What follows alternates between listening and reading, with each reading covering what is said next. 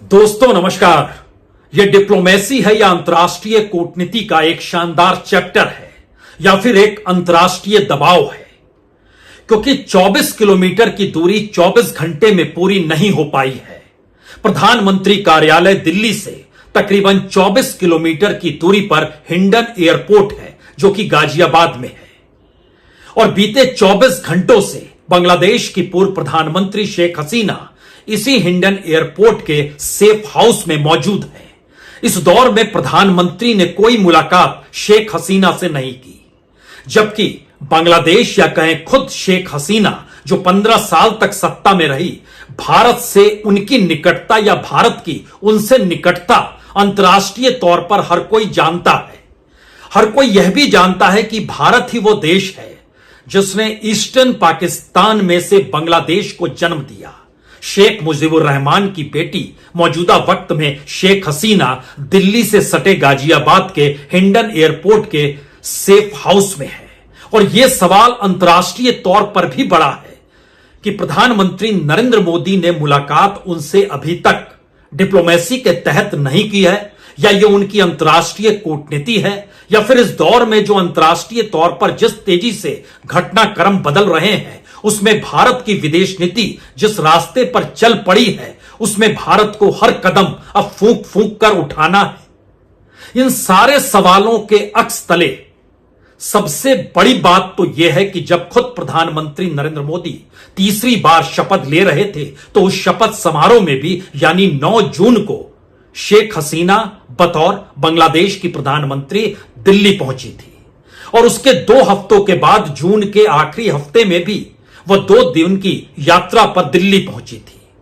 उस वक्त प्रधानमंत्री मोदी और शेख हसीना ने दोनों ने पत्रकारों को संबोधन किया था, आपस में बातचीत की थी।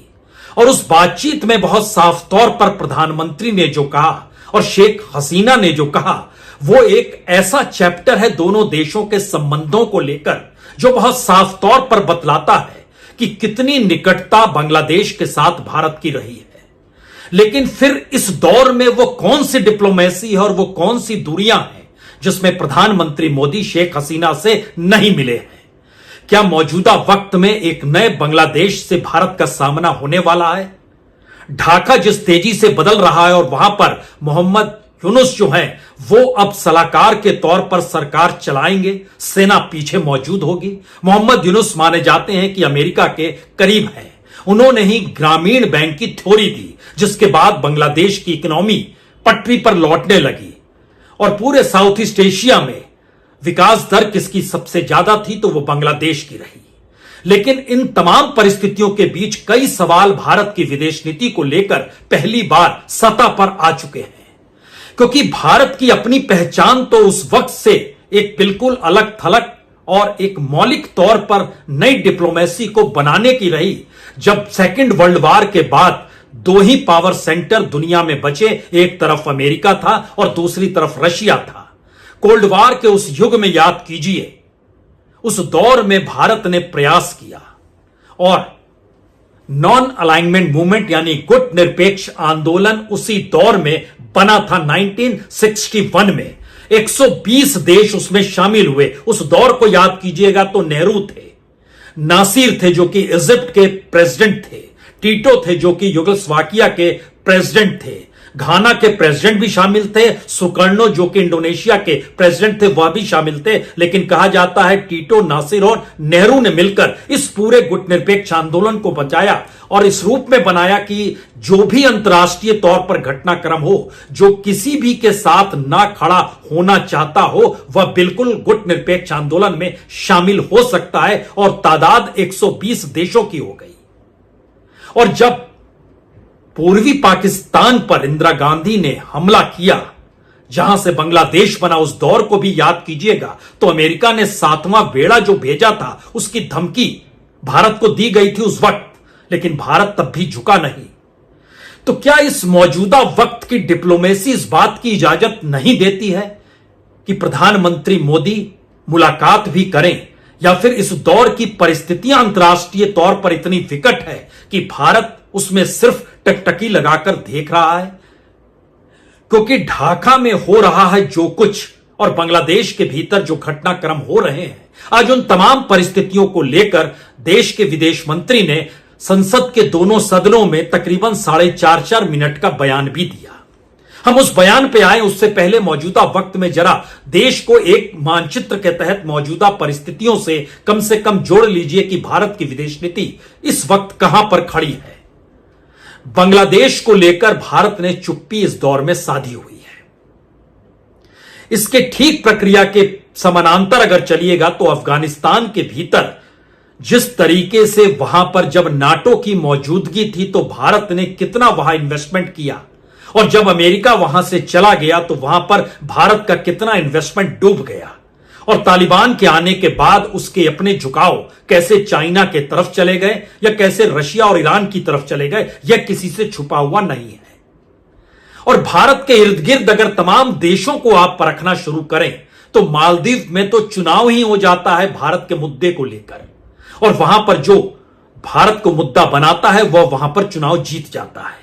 नेपाल के भीतर जब संविधान का सवाल आया था और संविधान जब बन रहा था उस वक्त भी विदेश नीति के तहत नेपाल के संविधान को लेकर की गई भारत की टिप्पणी ने वहां पर बवाल मचा दिया, और उसके बाद एक दूरी बनती चली गई, और इस वक्त नेपाल भी चीन के साथ खड़ा है।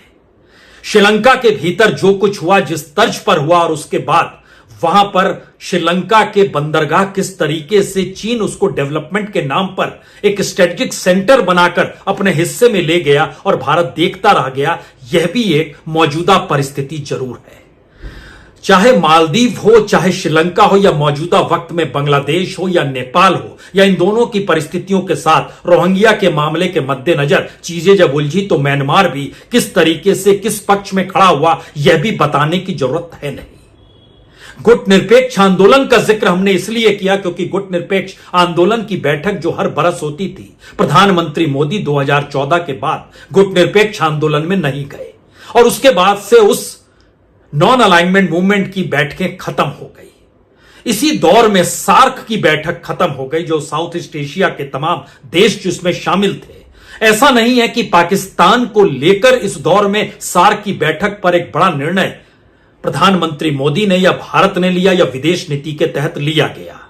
अटल बिहारी वाजपेयी के दौर में करगिल और उस दौर में न्यूक्लियर वार तक की परिस्थितियां तो चिताई जा रही थी, लेकिन उस दौर में भी सार्क की बैठक रुकी नहीं, क्योंकि आपस में जुड़कर एक दबाव उन महाशक्तियों के खिलाफ खड़े होने की परिस्थितियों को पैदा करता है जिसका अगुवा भारत रहा है।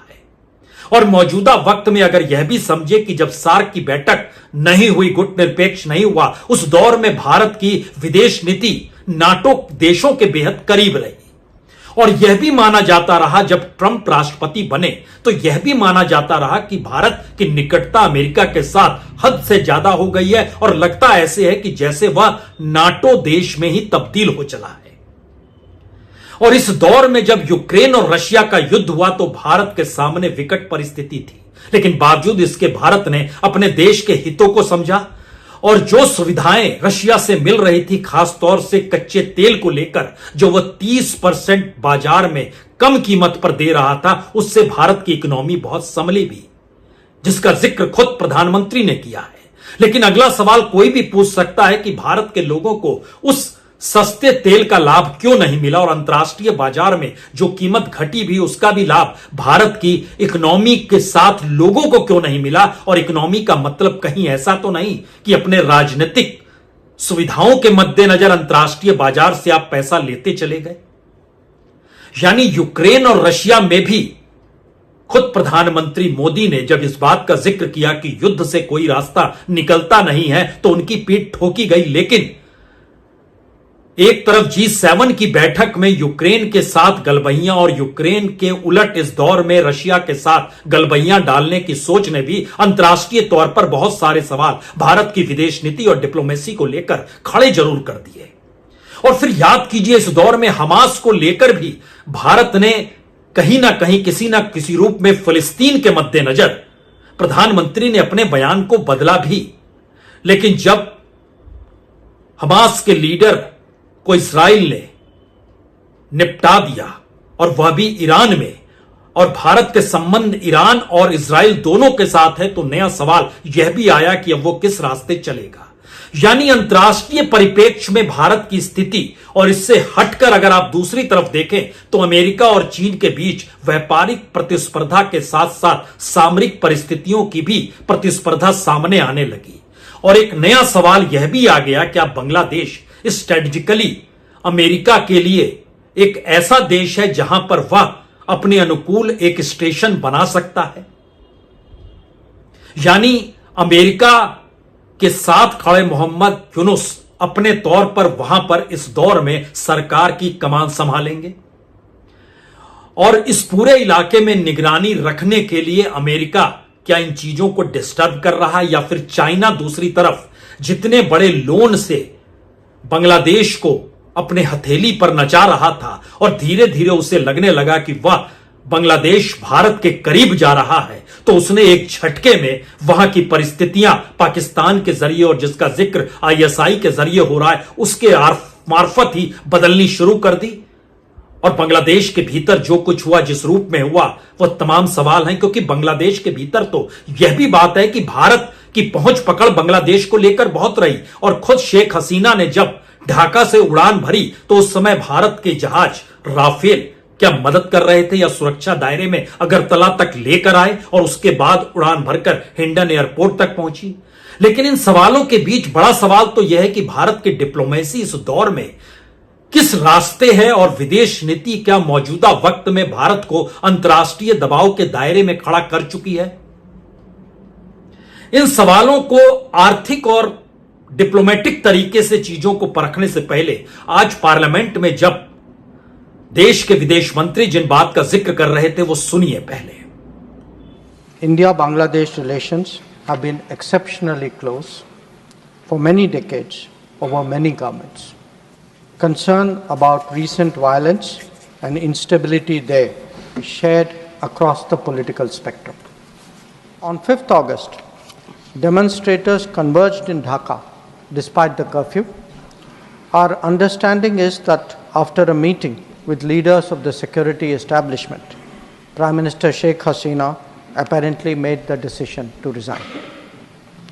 At very short notice, she requested approval to come for the moment to India. We simultaneously received a request for flight clearance from Bangladesh authorities. She arrived yesterday evening in Delhi. We are in close and continuous touch with the Indian community in Bangladesh through our diplomatic missions. In terms of our diplomatic presence, in addition to the High Commission in Dhaka, we have Assistant High Commissions in Chittagong, Rajshahi, Khulna and Sylhet.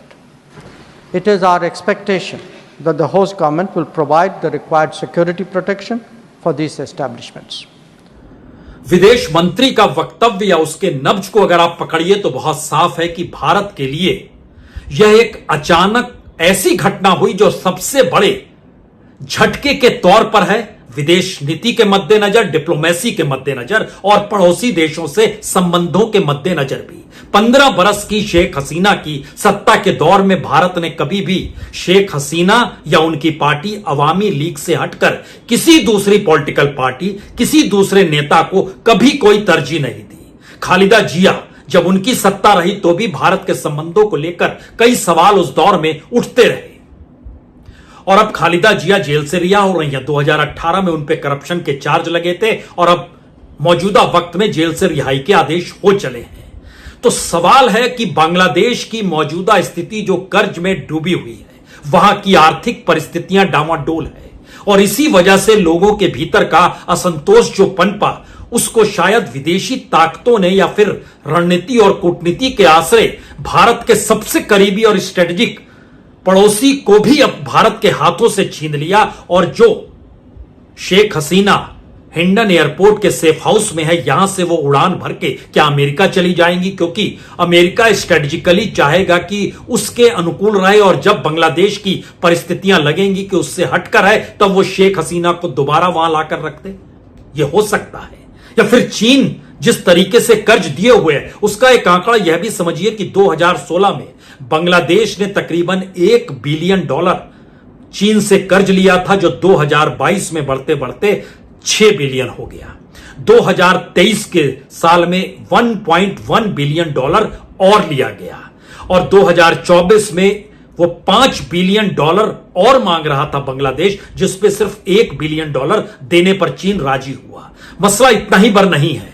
दरअसल बांग्लादेश में ये चीन ने जो अपने तौर पर जितना लोन दे रखा है वो तकरीबन $5 बिलियन का है, और उसके अलावे कर्ज लेकर कर्ज चुकाने की परिस्थिति में बांग्लादेश फंस चुका था। उसको महंगाई से सामना करना था, उसको अपने फॉरेन रिजर्व के जरिए जो एक्सपोर्ट इंपोर्ट में जो पैसा देना होता है उसको वहां पर चुकता करना था, जीडीपी ठीक करनी थी। इसीलिए आईएमएफ के साथ जब उसकी बैठक हुई जो इसी बरस शुरू में हुई, उसमें उसने लगभग $4.7 बिलियन की मांग की और सहमति बनी सिर्फ $1.4 बिलियन पे। और इन सब के बीच अगर देखिए तो चाइना ने जो इन्वेस्टमेंट कर रखा है बांग्लादेश के भीतर वो तकरीबन 60,000 करोड़ का है, लेकिन चीन की कंपनियों को जो कॉन्ट्रैक्ट बांग्लादेश में मिले हुए हैं वो तकरीबन 22.94 बिलियन के हैं। यानी अगर इसको रुपए में तब्दील कीजिएगा तो ये लगभग 2 लाख करोड़ के करीब के हैं। और चाइना जो एक्सपोर्ट करता है बांग्लादेश में वह भी तकरीबन 1,92,000 करोड़ का करता है, और जो बांग्लादेश से सामान चाइना जाता है वह सिर्फ 5,681 करोड़ का है। यानी कर्ज में डूबे हुए वह भी चीन से कर्ज लेकर, आईएमएफ और वर्ल्ड बैंक तो दूसरी तरफ है। तो नई सरकार जिन चुनौतियों से सामना करेगी उसमें चीन उसके सामने एक बड़े प्लेयर के तौर पर होगा। भारत के साथ उसके संबंध या भारत के साथ उसके रिश्ते वो सिर्फ और सिर्फ व्यापार के हिसाब से नहीं रहे या डिप्लोमेटिक नहीं रहे। चूंकि 1971 में बांग्लादेश का आना मानचित्र पर वो भारत का ही प्रयास था। उस वक्त ना तो अमेरिका साथ था और ना ही चीन साथ खड़ा था, और ना ही रशिया उस रूप में समझ रहा था कि किस तरीके से इंदिरा गांधी वहां पर क्या प्रभाव और अपने सेना के जरिए क्या करने जा रही है। और शायद अगर इन परिस्थितियों के असल तार को आप पकड़िए तो मौजूदा वक्त की स्थिति है कि अवामी लीग के खिलाफ नई बांग्लादेश की सरकार होगी।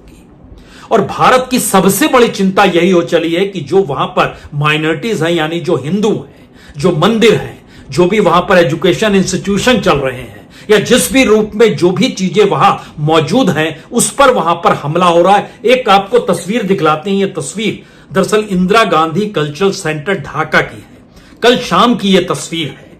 किस तरीके की लूटपाट और आगजनी हो रही है, क्योंकि वहां पर 26 जिलों में जो हालात हैं उन हालातों के मद्देनजर भारत की कूटनीति और डिप्लोमेसी और विदेश नीति को लेकर कुछ नए सवाल हैं। लेकिन उससे पहले इस तस्वीर को देखिए।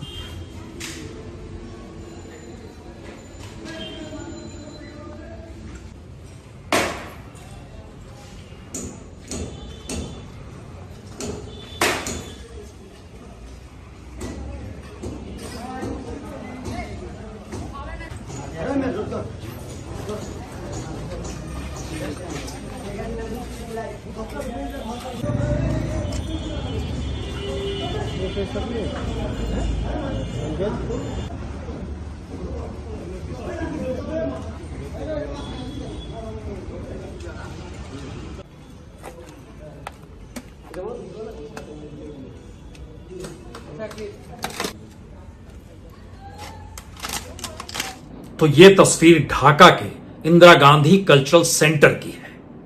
लेकिन सवाल अब कहीं ज्यादा बड़ा इसलिए हो चला है क्योंकि भारत के पड़ोस में जितने भी देश हैं, वो बांग्लादेश हो, नेपाल हो, मालदीव हो, पाकिस्तान हो, अफगानिस्तान हो, म्यांमार हो, श्रीलंका हो, ध्यान दीजिए तो भारत चारों तरफ से जिन देशों से घिरा है उन देशों की जरूरतें उन देशों के साथ है जहां पर भारत उनके साथ या तो प्रतिस्पर्धा कर रहा है या फिर अपनी विदेश नीति के मद्देनजर भारत कहीं पर अमेरिका के करीब नजर आता है, कहीं पर रशिया के करीब नजर आता है, कहीं पर उसको रशिया के साथ साथ इजराइल और ईरान में से भी चुनना पड़ता है कि अब वो किस रास्ते जाएगा।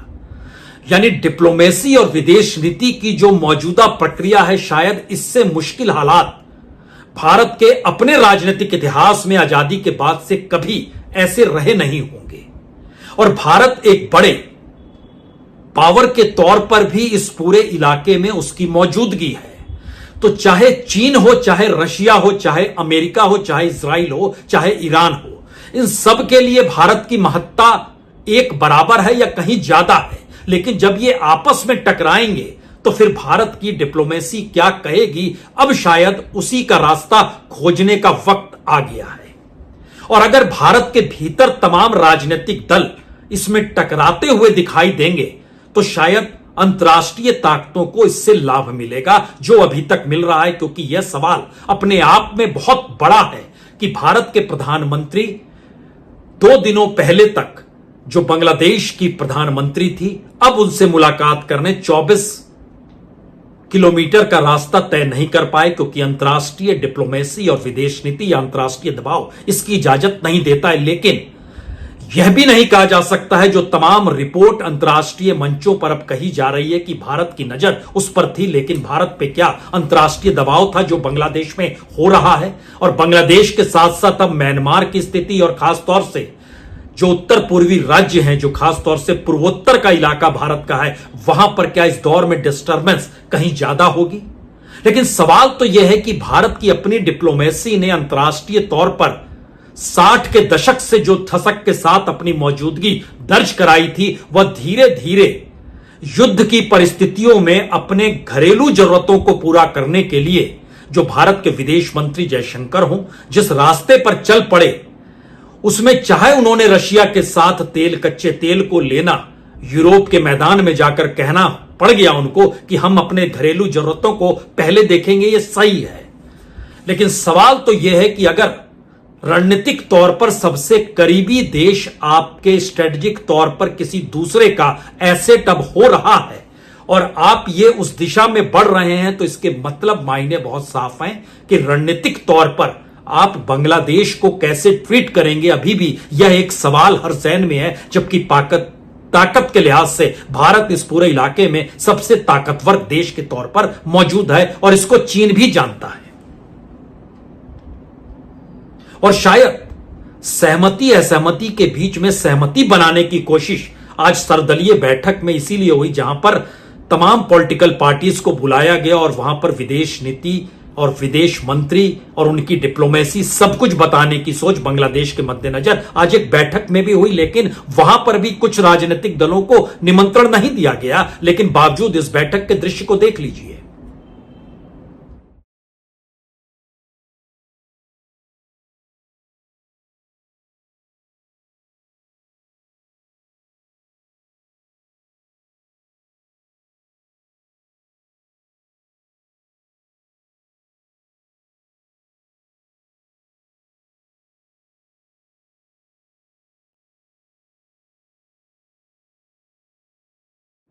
विदेश मंत्री ने ये बातें संसद में अपने दिए बयान से चंद घंटों पहले इस बैठक में सुबह 10 बजे ही कही थी।